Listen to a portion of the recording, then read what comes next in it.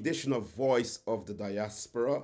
In studio with me today is former Prime Minister and former Mayor of Georgetown and one of Guyana's longest serving politician, Mr. Hamilton Green. Mr. Hamilton Green will be talking about the situation that is happening in Guyana in relation to the sacking of black professionals, and we will be looking at racism in Guyana also. Mr. Hamilton Green will have the floor to tell you all that is happening with the recent sacking of the unlocking up of the former CEO of Lands and Survey, Mr. Benn. And so, without any further ado, we'll bring Mr. Hamilton Green in. Comrade Green, welcome to Voice of the Diaspora. Thank you very much. My great pleasure. Wonderful, and it is indeed a pleasure for me too. You are a former Prime Minister of Guyana. You're one of Guyana's longest serving politicians, and you have been Mayor of Georgetown also. No one better that can take us along this journey to talk about what is happening, the political climate in Guyana in relation to race and in relation to the discrimination of African Guyanese currently under the PPP civic government. And so I want to go straight into the program. You have a demographic of young people here watching you, and I want to ask you to take us back to the days of when you were Prime Minister in the Forbes Burnham government. What was it like in relation to race, the racial issue in Guyana? Well, Burnham led the People's National Congress to a high plateau to deal with a troubling situation which we inherited, in a sense, the old divide and rule policy, which goes back to the time of emancipation. It has its roots in a system that is imperial, that was intended, deliberately, I believe, to divide the two major races in this country. When the Waddington Constitution was introduced, our two great men, Forbes Burnham and Cheddi Jagan, recognized this condition and by working together sought to bridge that gap and to correct the ills that we inherited from the colonial days.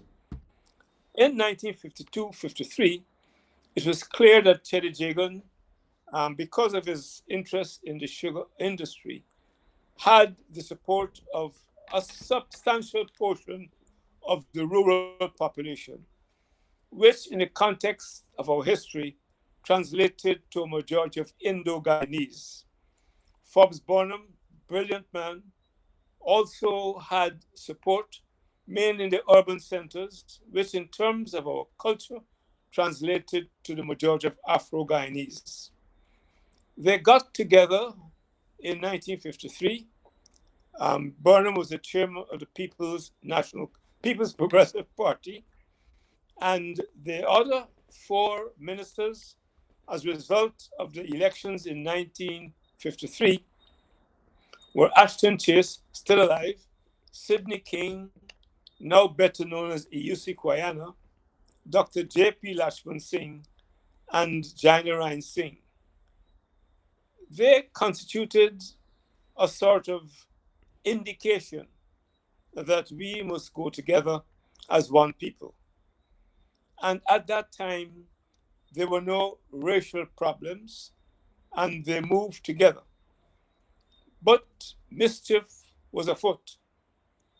Apart from the Cold War, there seemed to be some set of persons who did not relish the idea of this closeness, this collaboration between what was then considered an Indian leader and an African leader. And so there were difficulties in terms of strategy and tactics. The rest is history. When the split came in 1955, it was manifest that some set of persons within the PPP thought it prudent to bring up and to drum up this question of race. The clarion call was, of course, the infamous term Apan Jat. It resonated throughout this country, literally and metaphorically, like wildfire. Burnham sought to tenderize that situation, but it was not easy. When the 1957 elections came in August, two PPP sections or factions went to the polls: the Burnhamite PPP and the Jaganite PPP. Remember, in 1953, the combined group got for the first time, and never happened since, 51% of the votes. The PPP in 53 got 18 seats out of 24. So back to 1955, all of Burnham's effort to make Guyana one wholesome society went asunder. Apanjat was rampant, and in October of 1957, after losing the 1957 August elections, due mainly to the crafting of this evil thing called race. I'll give you one example. Sidney King opted to support neither the Burnham faction nor the PP faction, nor the Jagan faction of the PPP, and went to the polls in Lower East Demerara as an independent. Sidney was extremely popular, and everyone expected him to win that constituency quite comfortably. However, after failing to get Sidney King Guyana to be on the slate of the PPP Jaganites, Dr. Jagan brought an Indo-Guyanese, Mr. Balram Singh Rai, at that time an unknown political figure, and as we said in those days, a political nonentity. Those were words used then. But because of the ethnic drum that was beating very loudly, Sidney King lost by a few votes to Balram Singh Rai.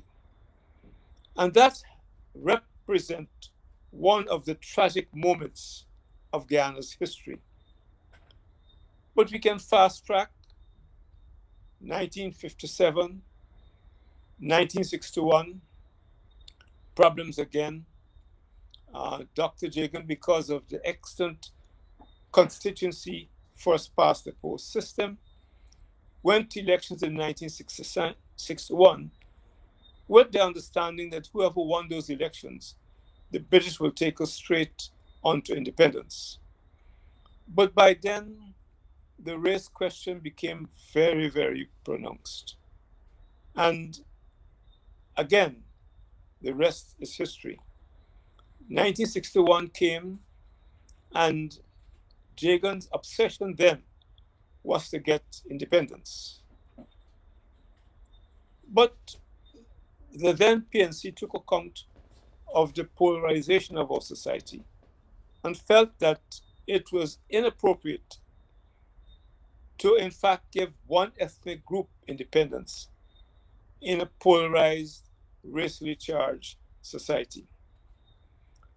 And so, at several independence conferences, the race question was raised, but some folks tried to sweep it onto the carpet. But it was a real issue. To cut a long story short, Burnham, with his wisdom, perspicacity, suggested an electoral system which will make Parliament truly representatives of the will of the people. Under the first past the post system, based on the constituency demarcation, and there was a certain amount of gerrymandering of constituencies, you can get a majority of seats, but not enjoy the majority of support from the voters. And so Burnham proposed proportional representation, which we still have, as a means to, as I say, tenderize a very explosive system so that the parliament will truly represent the will of the majority of Guyanese, and that parliament can then go forward. There were difficulties with that. Dr. Jagan said no PR. In fact, resonating through the countryside was the term PR or CR.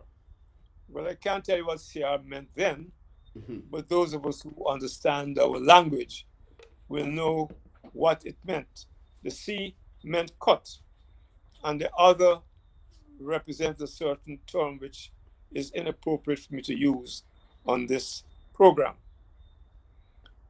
When the British were asked by Dr. Jagan to break a deadlock, because both the United Force, a new party, and the People's National Congress proposed, one, a new electoral system which would be proportional representation, two, to retain the voting age at 21, and that independence ought not to be granted until those elections held on the new system took place.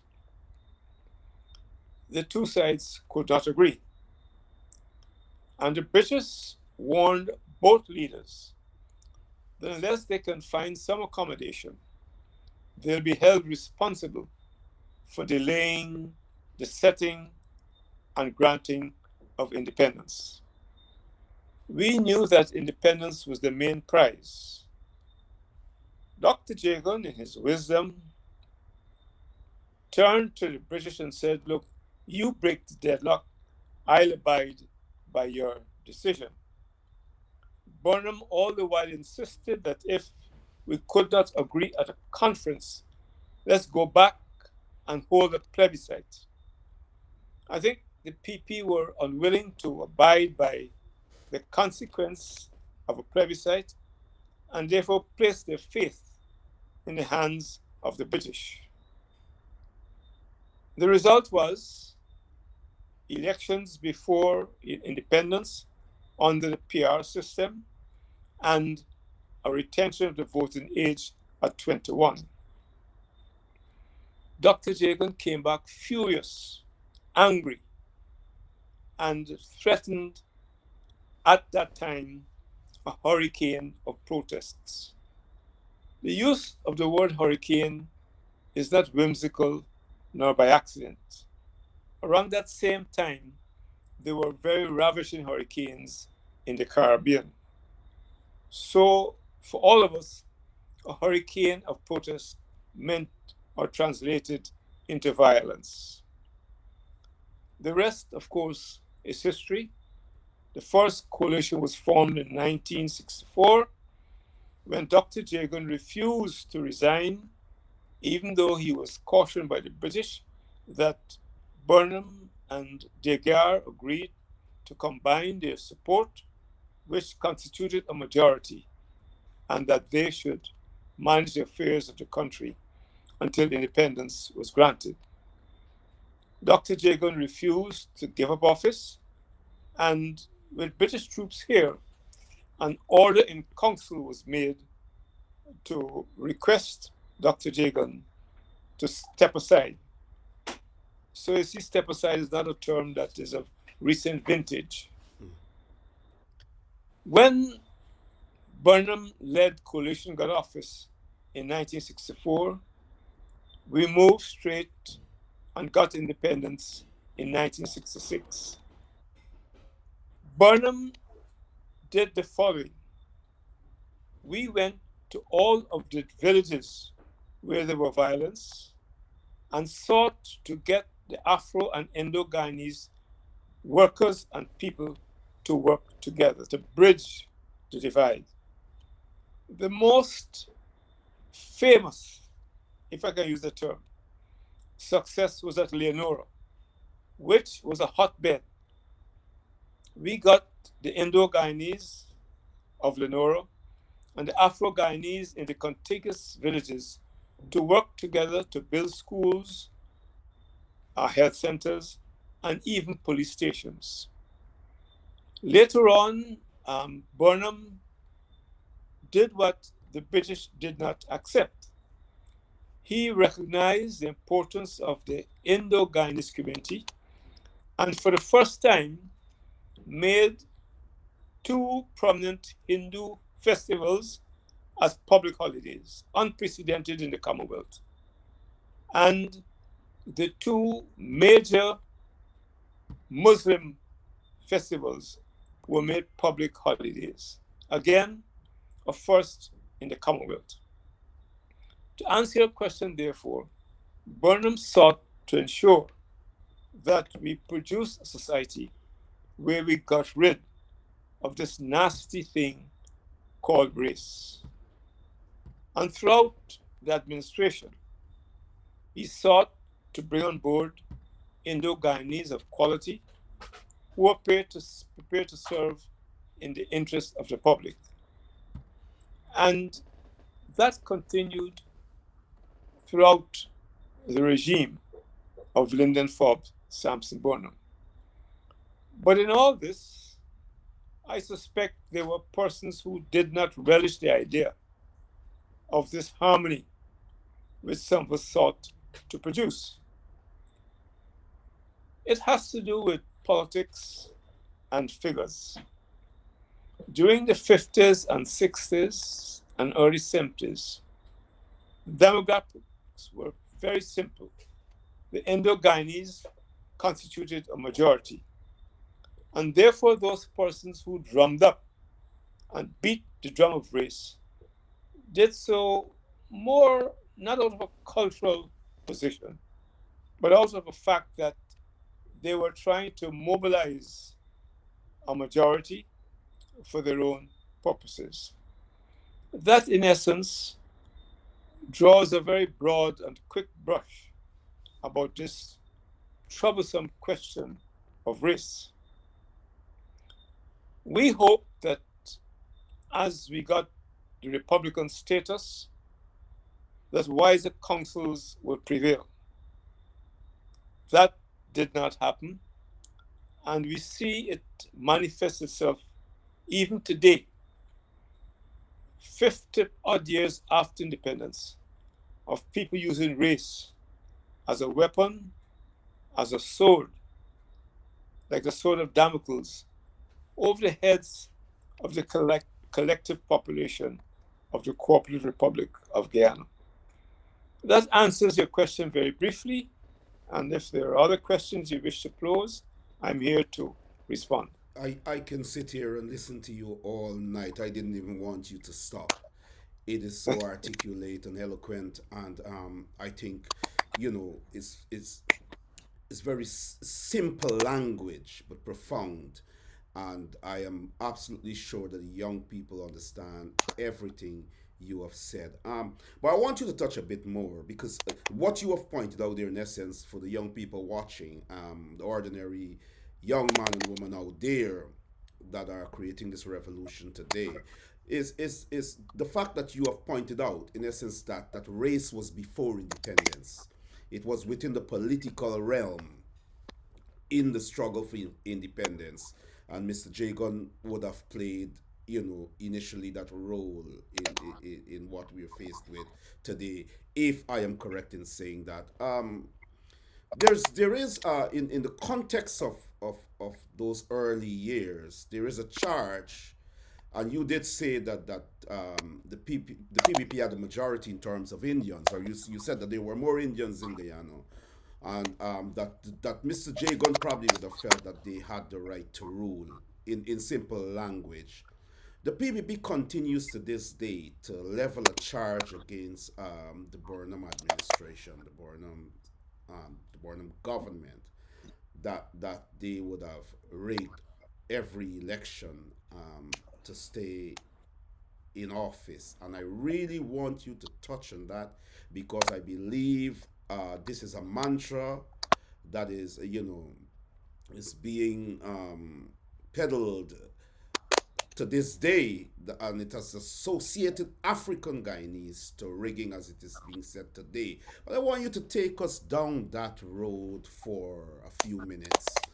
Uh, uh, uh, Well, uh, rigging happens to be one of those chameleon words that mean different things to different people. I think the camera, the guest mic was muted, and we're having a bit of technical difficulty here from Mr. Green's end. This was expected, but it will be rectified shortly. Um, will be rectified shortly, and we'll return to the program. I'm absolutely sure that Mr. Green will call back in a second, and we will. Yes, that is former Prime Minister of the Cooperative Republic of Guyana, Mr. Hamilton Green, with us. And yes, we had a little break in transmission there, Mr. Green. As I said to the guests, as I said to my as I said to my viewers, we'll be having a bit of this problem, but worry not. Your mic is still muted. You need to unmute the mic. And so yes, the mic is muted. I think it's muted it by mistake. Okay, so Mr. Green is here with us, but we're encountering some technical difficulties here, and so we will have to sort that out. And I'll send him a message to say his mic is muted.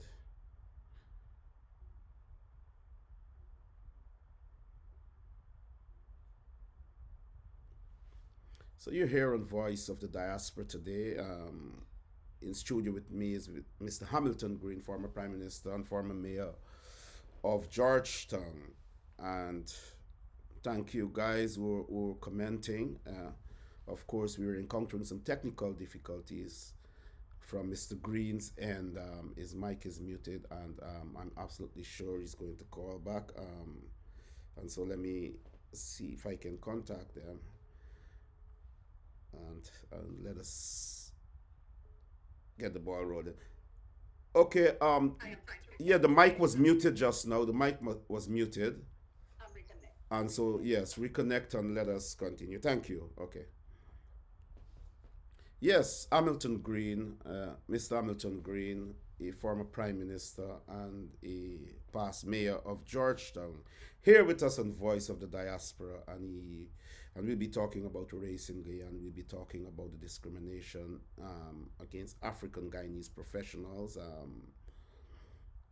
and so we rock and roll. It's a bit late here for me, but I've been up all day. But of course, the work has to be done. No excuses on my part, and so we are going to ensure that this happens. Technical difficulties, of course, and from Mr. Green's end, and we are working to sort it out at the moment. And so, of course, Mr. Green should be back with us shortly. I'm looking at your comments in the comments section. Um, Hello?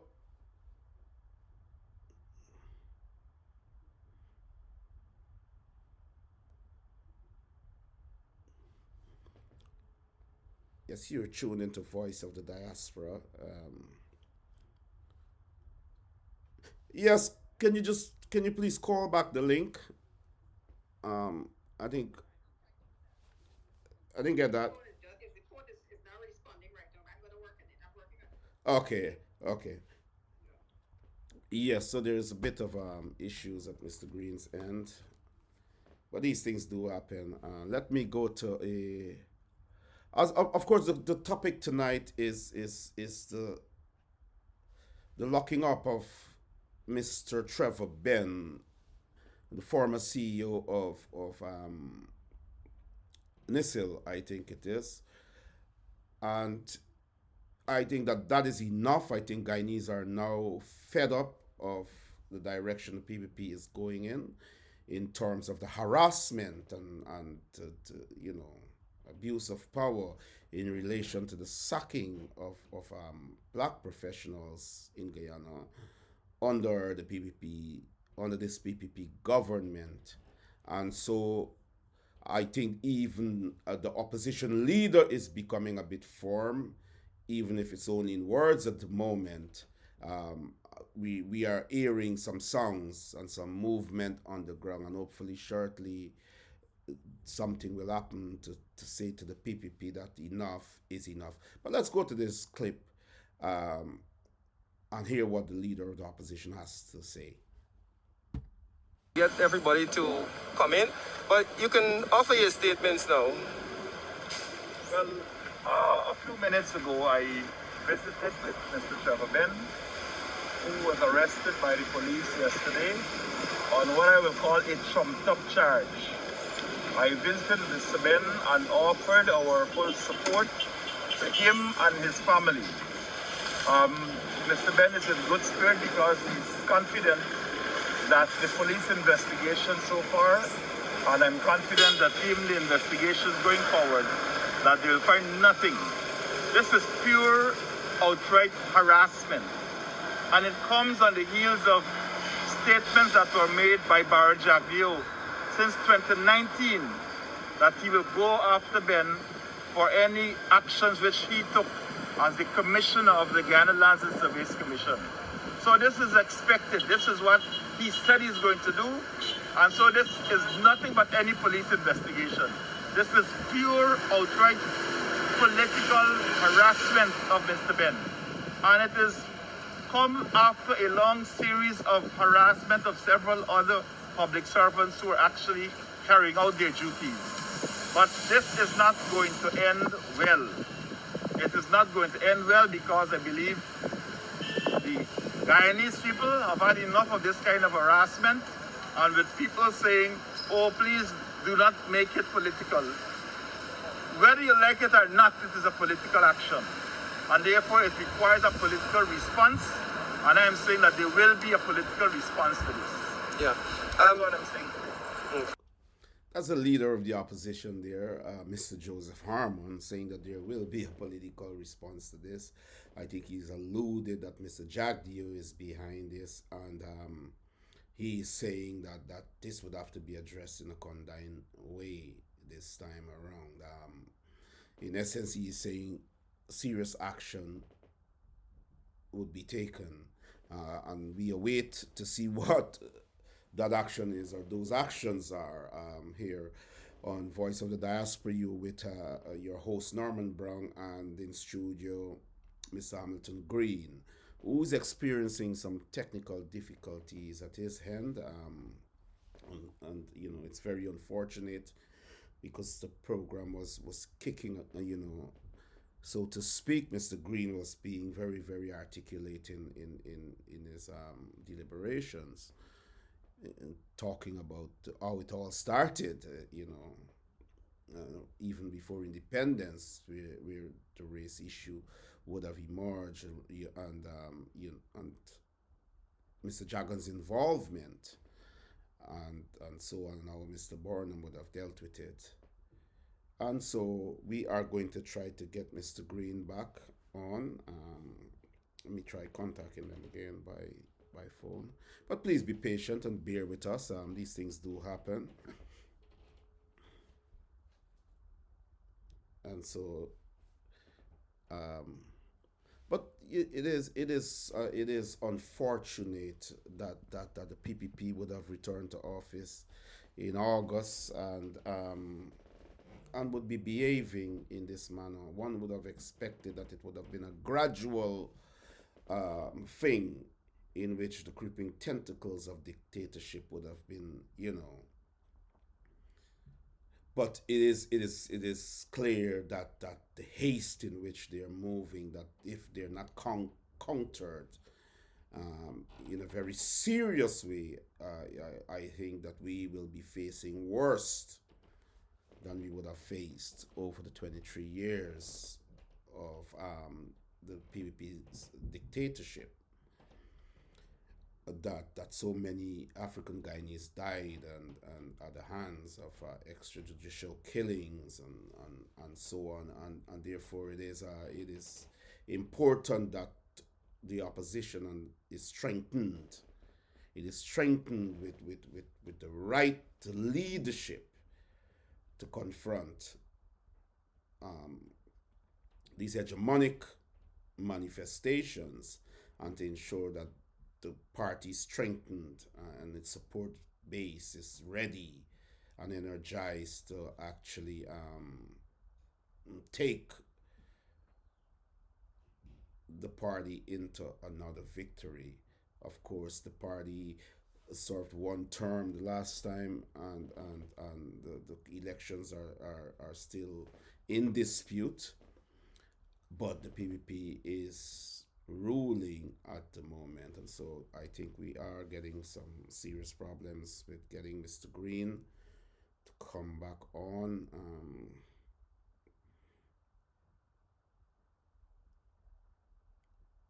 Okay, I need to send this link now to this. How am I going to do this? Wow. How am I going to do this? So I'm truly sorry, but let's go to a break. Let's go to a break, a short break. Here. Get everybody to come in, but you can offer your statements now. Last week, opposition leader Barry Jagdeo said there is madness ongoing at the Lands and Surveys Commission and talked of how leases for huge plots of lands are being given out in a manner that indicates widespread corruption at the commission. He went as far as to call on staff at the commission to keep all records so that the operations of the commission can be reviewed. Chief Executive of the commission, Trevor Benn, responded by calling on Jagdeo to desist from intimidating staff of the commission. Commission, do not bully us. We are doing our job. We are doing a transparent process. We are operating a transparent organization. Anyone who comes through this door. And by the way, a lot of the clients have been engaged in a lot of illegal action. As we see them, we are dealing with them. On Thursday, Jagdeo returned to the issue again. He has a lot to worry about, but not from the PPP. Basically from the police and from the judiciary in the future, not from the People's Progressive Party, because we're not going to engage in witch hunt.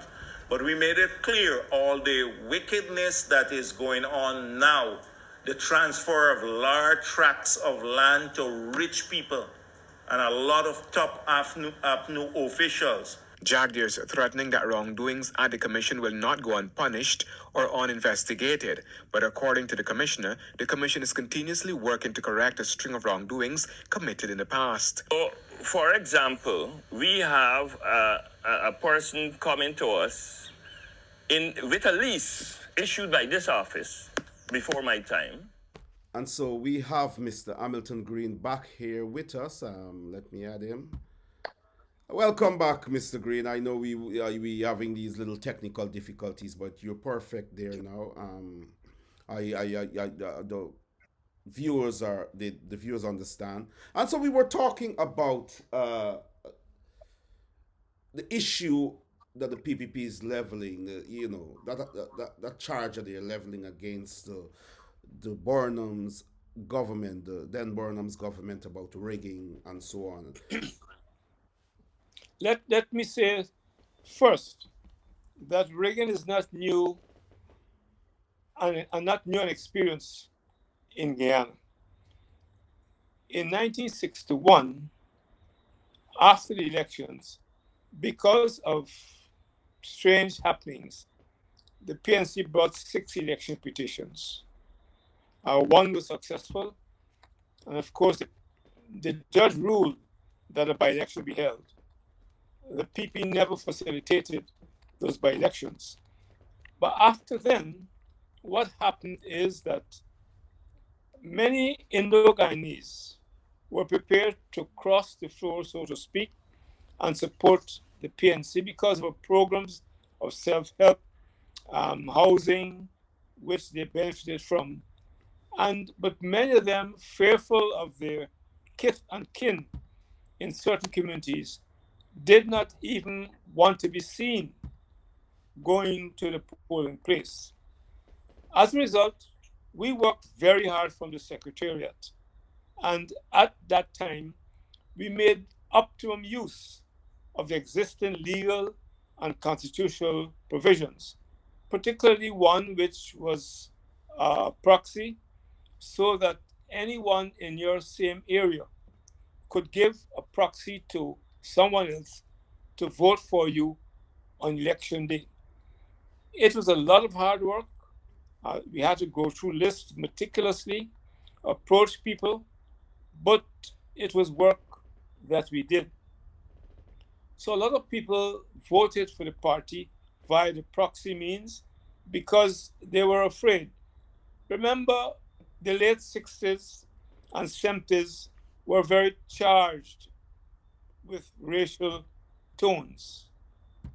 Going back to the 60s, one of our elders suggested partition because of the difficulties we had dealing with this boogeyman called race.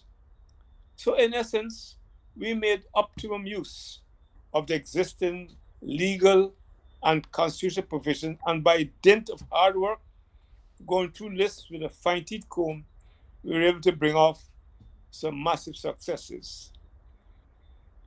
The PP, of course, always talked about rigging.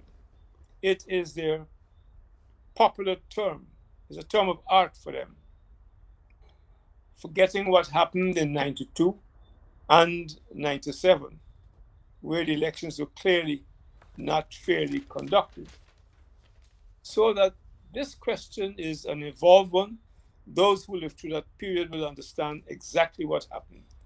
It took a lot of work, a lot of sacrifice to go through village by village, list by list, and get people to give us proxies and to cross the floor, so to speak, from the old position of race.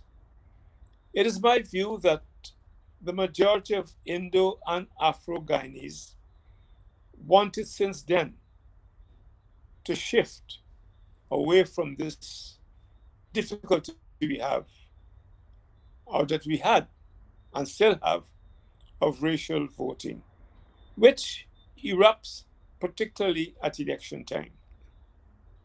Unhappily, we see it perpetuating itself even after elections, as is happening today. But very briefly, that is my response to your question. Thank you. We're going to move into what is happening today, Mr. Green. I know it is probably breaking your heart, but you're a strong man, and I know that you have given a lot of advice to the opposition. When we look at the indiscriminate sacking of black professionals in Guyana, I think we're heading past 1,400 as we speak here. African Guyanese professionals, even some who are in parliament are suspended at the moment. And so this seemed to be an across the board thing, something that the PPP would have promised while they were in opposition. And it's very, very strange that Mr. Jack Deere would have been so confident enough to make promises while he was in opposition with some sort of confidence that he knew he would have been back in office. I can't say he knew he would have won the elections because the elections are still under dispute. But we're looking now at the point in which a black professional in the form of a former CEO of Lands and Survey, Mr. Trevor Benn, was locked up. He was first dismissed, sent on leave by the PPP, and then he was locked up. And you said publicly, you said that the incarceration and embarrassment was a deliberate plan by certain persons. You would have made that public statement in relation to the treatment that Trevor encountered. Tell us a bit about how you feel about that situation. Well, it's what I call the triple S, a sad, sorry situation. But after listening to the words of President Ali at the police conference and before, it is with shock and surprise that we witness this term of events. I have looked at the question, perhaps not in depth, nor with a legal mind, but even if they felt that Mr. Benn committed some violation, and I don't know what it could be, to take a senior man, have him locked up in unhealthy conditions, is certainly unacceptable and inconsistent with the finer expectations of a viable democracy. On that question, and I've dispatched a letter, I think, only today, as I recall, in the late 80s, NISL was established in tandem with the Economic Recovery Program intended to monitor the sale of government lands and property, but it was never intended that NISL should be the custodian. In the instant case, and the courts will have to deal with this in detail, this lot of land, which I'm aware of because as chairman of the Central Housing and Plan Authority, we sought to make those lands available for housing purposes. But Gaisuko, and they were always cash-strapped, never paid the lease and never used the land for which it was intended. And sometime in 2017, by letter, Gaisuko wrote to the Commissioner of Lands and Surveys saying, look, we no longer wish to hold on to this land and we're surrendering that land back to you. In essence, that's the gravamen of the situation. It's alleged that after 1992, the government then made certain alterations to the existing provisions. I'm not too keen on exactly what happened. I was not in Parliament and wasn't too interested. I was busy with city council affairs. But even if, to repeat myself, there was some minor difficulty, you don't take a man who served this country with excellence, lock him up. And at one time, they named one charge, but now it's some ambiguous charge of, I don't even remember the term they use. In other words, this is a clear case of spite, and I suspect sending a message to the tribe, as they did during the heydays of slavery. Behave yourself, or we're going to deal with you roughly and severely. So you see, history repeats itself. If a member of a community dares either directly or indirectly to express views contrary to the existing administration, they are singled out and targeted for not prosecution, persecution.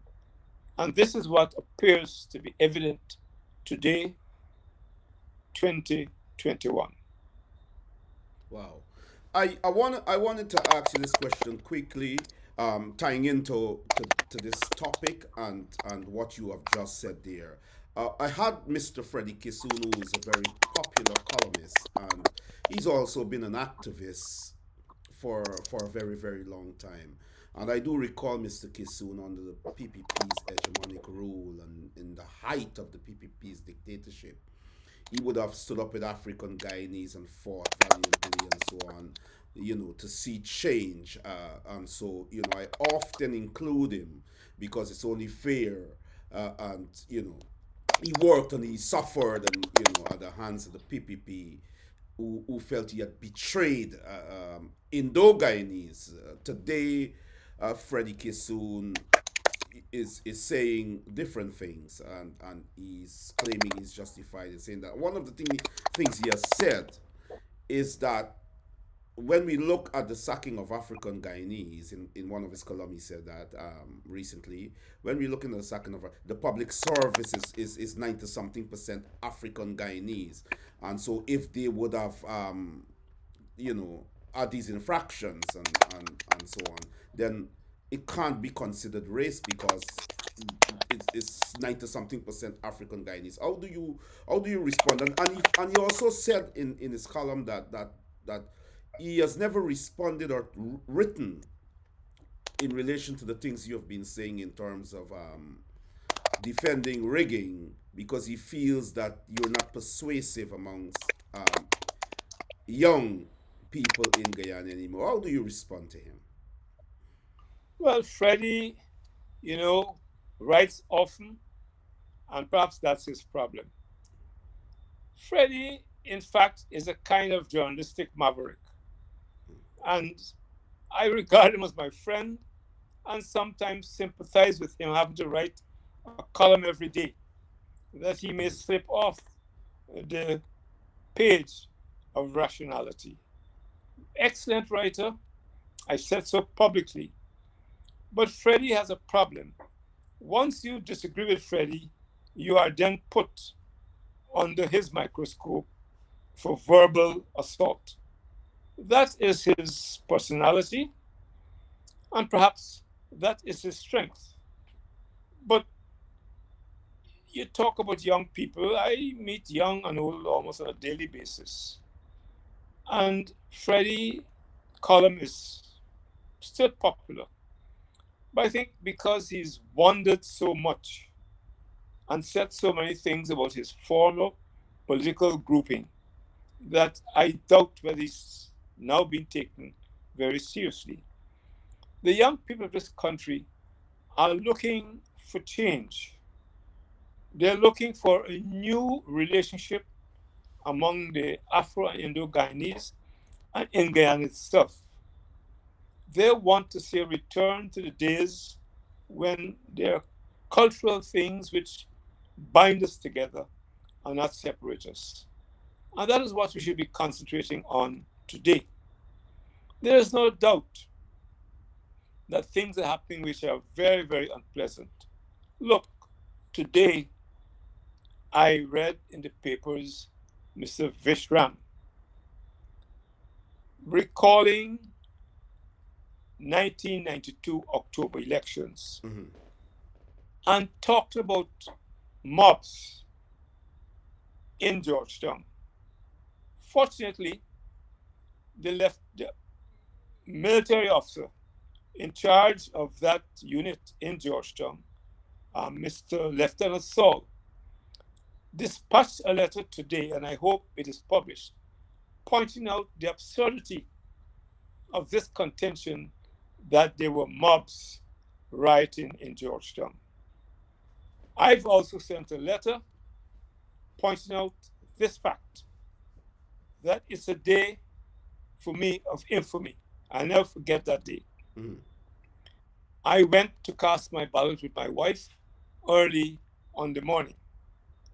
At the polling place at Enterprise School, 3 persons approached me saying that they could not vote because their names were not on the voters list. I knew these persons, and they contended that this was surprising because the week before, they looked at the voters list posted at the ground floor of the school, and their names were there. But their names were not on the list being used by the poll clerk and the returning officer. I contacted the chairman of GCOM immediately, and he dispatched his assistant, Mr. Stanley Singh. Mr. Singh promptly came to the school where I was with the complainants, found that yes, the names appeared on the list, the official list posted weeks before, but not on the list being used by the poll clerk. He removed that official list and gave it to the poll clerk, saying, "Look, your list is obviously flawed and faulty. Use this list, which we had posted up, for public scrutiny." The poll clerk said instructions were very, very clear.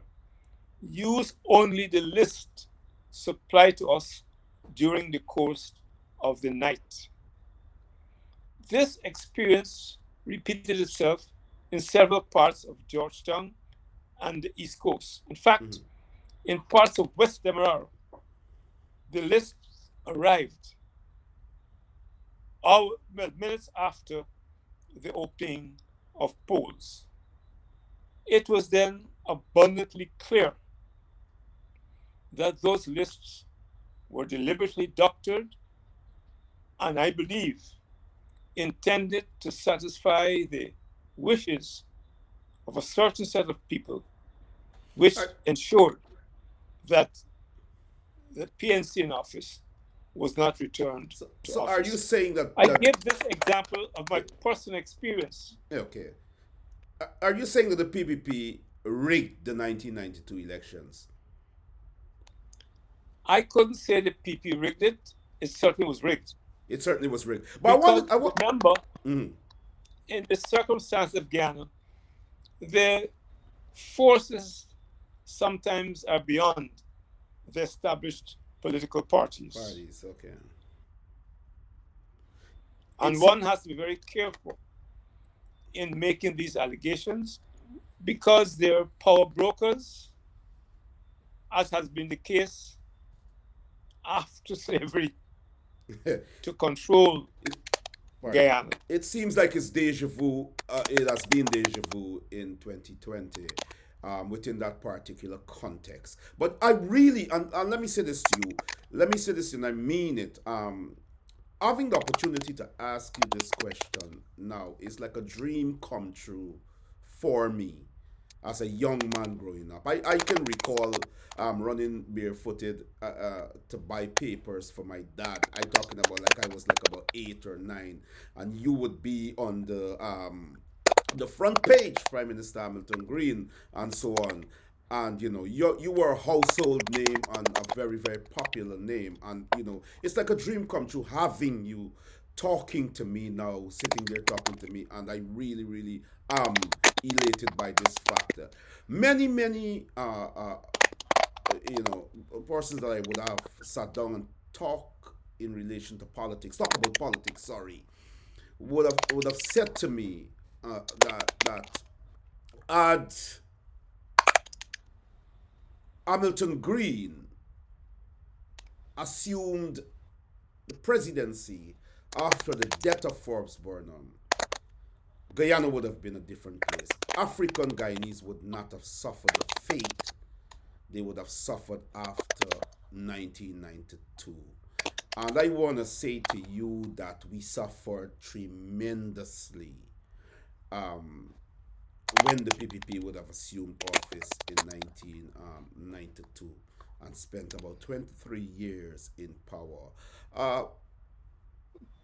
Desmond Hoyt would have been the one to be crowned, and he would have moved almost immediately to remove some party stalwarts, some party faithfuls, some people in the party that people felt were diehard PNC party members. You were one of them. Mr. Hoyt went on to face his first elections and lose it. Tell me a bit of what you would have done differently. Tell me, if you were there, what would Guyana be like today? First of all, politics is not the business of Sisters of Mercy. I say that without apologies. And you don't go into the ring like a boxer, unprepared for the viciousness of their opposition, both locally and internationally. When the visionary died in August of 1985, I believe I was the more popular of possible persons to succeed him as leader. But at a meeting which lasted well over an hour, Dr. Reed prevailed upon me to withdraw my nomination for leader. I demanded certain conditions. At that time, the party itself seemed to be polarized. I had the support of the majority of the women and the ordinary people. Hoyt seemed to have the support of what we call the middle class, important in any political struggle.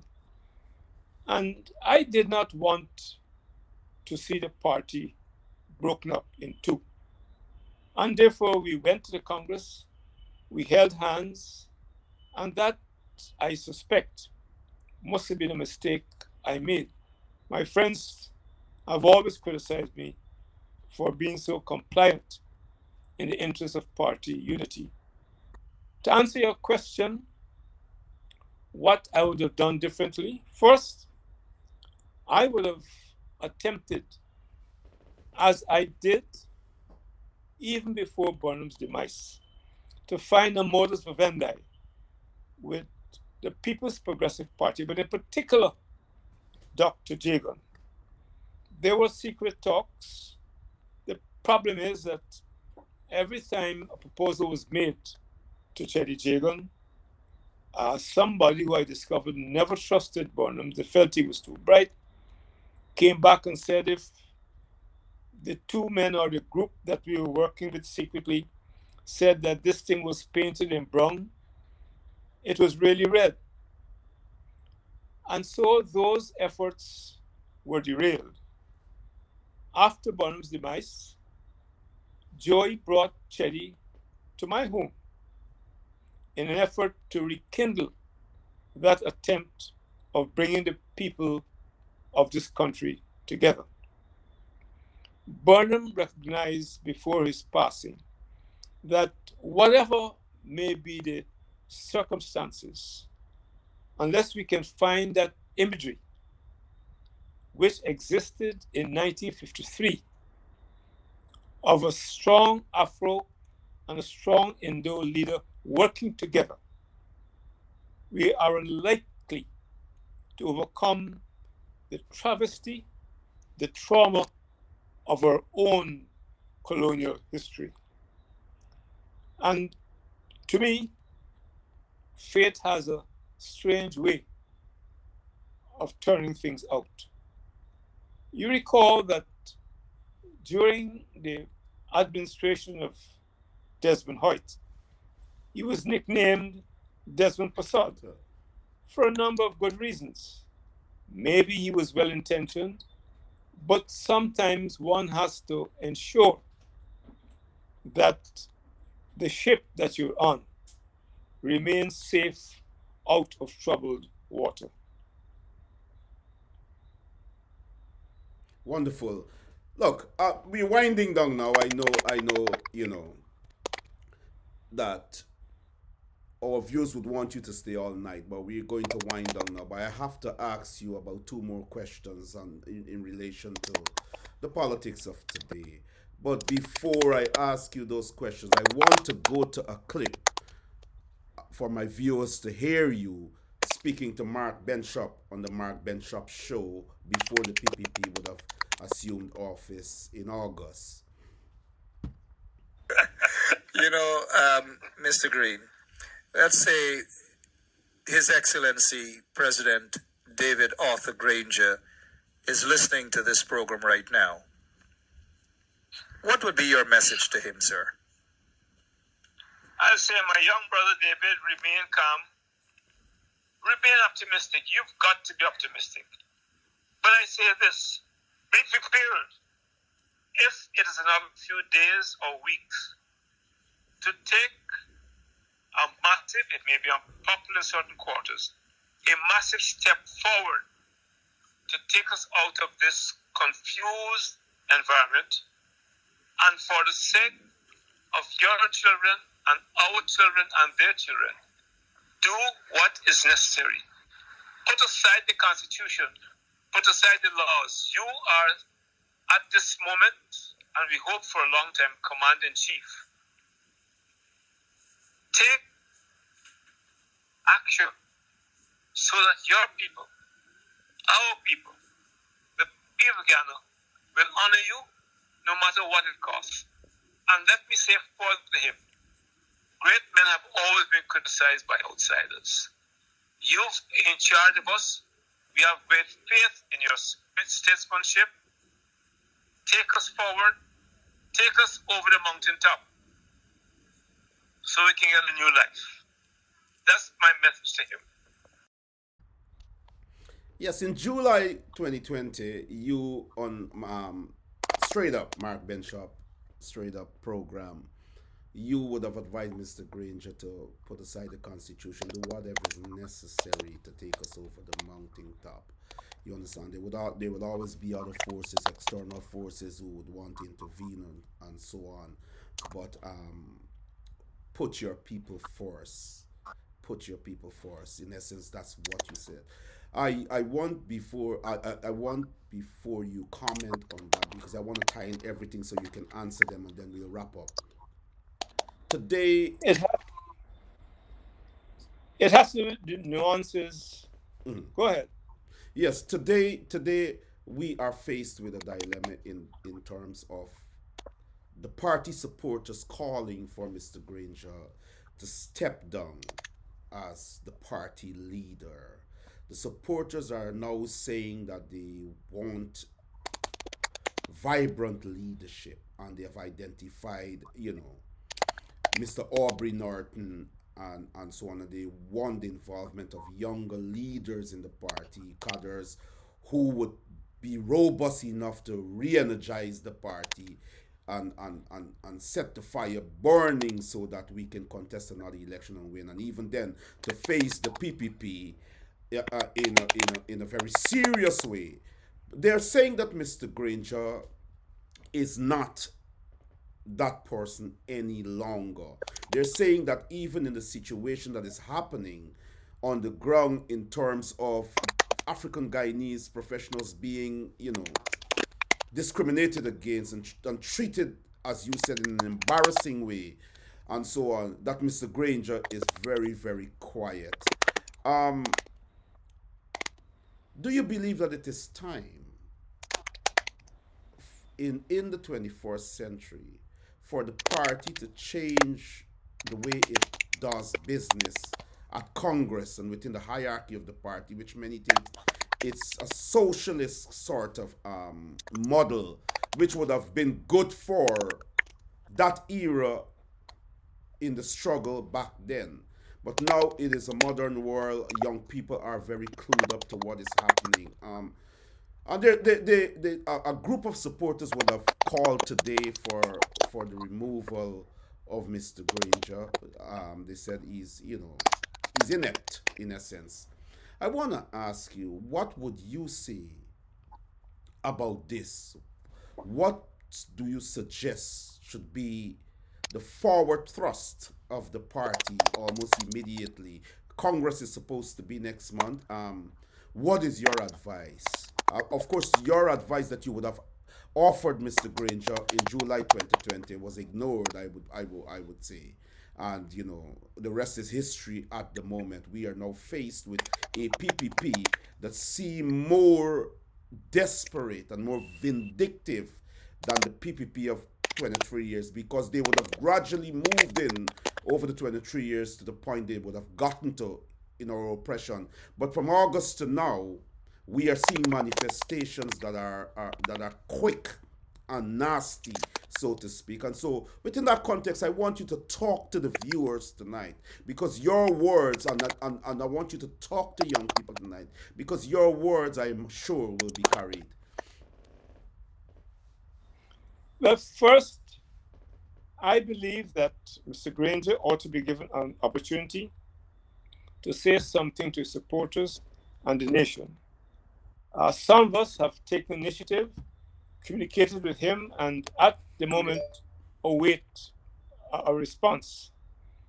There can be no place for a leader who is not upfront. The days for leading from the back are long gone. And Mr. Granger did make an effort by identifying young people to go into Parliament, but that is not enough. And I hope over the next few weeks that we'll have this matter sorted out. The questions being asked: is David Granger interested in remaining as a helmsman of the People's National Congress? Is he understanding the anxiety of our young people in being part of a new Guyana? Unless those questions are clearly answered, we ought not to rush to judgment. I know I'm not giving a straight answer, but for me, moving a leader is a serious matter. It ought not to be done capriciously and without having all the factors on the table. We know Mr. Granger to be a decent person, but then, to repeat myself, in fairness to all of us, you need to talk to us openly, fully. Was he under pressure from the leviathans in the world? Was he threatened? What is the real story? On my own, I've tried to elicit some of those responses. It has not yet come to me, and I, with the patience I'm known for, will hold until I get answers to that question. In the meantime, I am meeting from time to time, quietly, a number of party activists, particularly in the Georgetown district, to say to them, A, know your history and be prepared to take over the mantle of leadership at whatever level, so that we can vindicate the suffering of our ancestors and deal with the slaughter, political slaughter, that is existing in the political arena in Ghana today. I hope, therefore, when I speak to you, perhaps in another few weeks, there'll be some clarity, because I don't think Mr. Granger is unaware of the excellent environment within the party and without.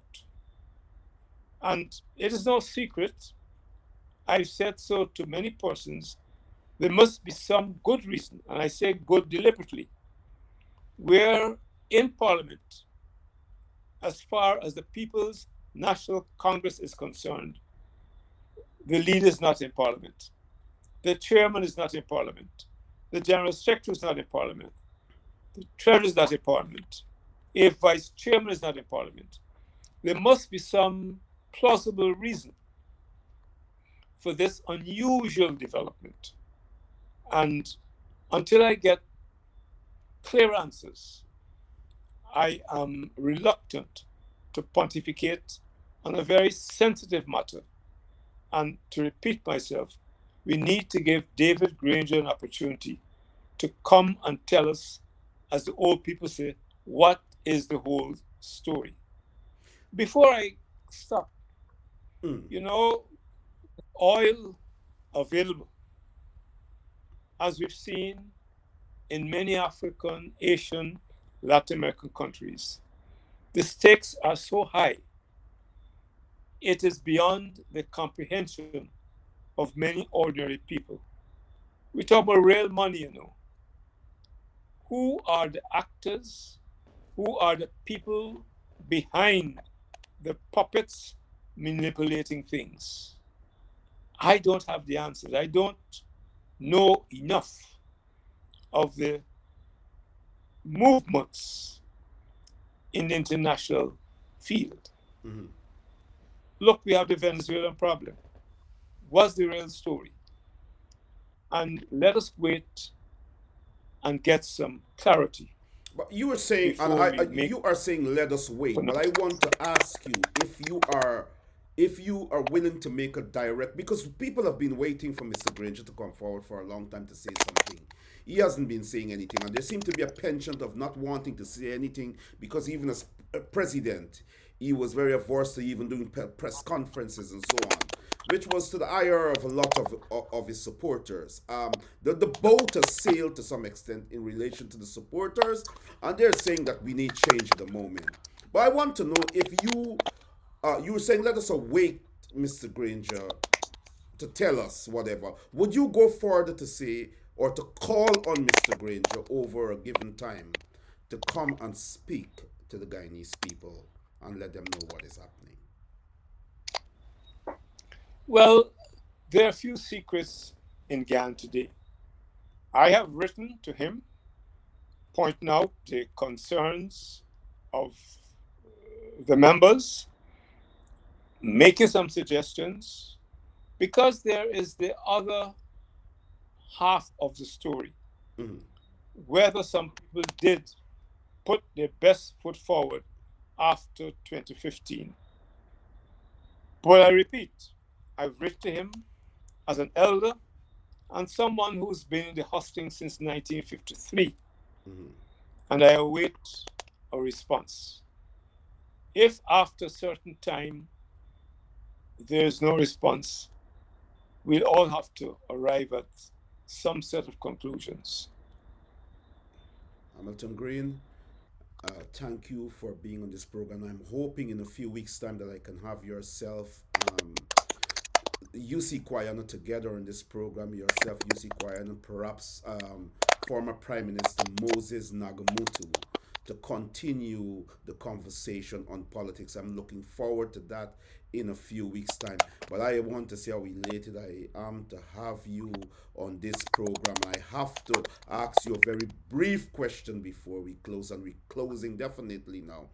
Many people are saying that the party has to be re-energized for us to confront the PP and to go into another elections. They are saying that they would rather Aubrey Norton leading them into that and they are becoming involved in politics. This is a younger generation that is really setting their eyes on what they need because they understand the nature of the PPP. Mr. Harman is now the opposition leader. Many people believe that he has been anointed by Mr. Granger. This is a strategy to hold on to power. Sometimes opinion can form as facts in the minds of the majority who feel it may not be true, but opinions can be seen as facts at sometimes. Would you think that? Do you think, sorry, that Aubrey Norton would be a good leader of the party that would lead us into the next general elections and perhaps win it? Aubrey has experience and credentials and the knowledge of the party, and therefore has the competence to lead the party. I am not at this stage endorsing anyone Okay. until I get the answers to the questions I have already posed so that there should be no ambiguity. And when we turn the corner, it must be on a straight, narrow road to victory, bringing together the women as we did years ago and our young people. I reminded a session we had here a few weeks ago Yes. that in the 60s, Georgetown alone had 47 viable, hard, solid groups. And therefore, if there are problems, don't let us blame only one person. There may be something systemic that I am now trying to analyze.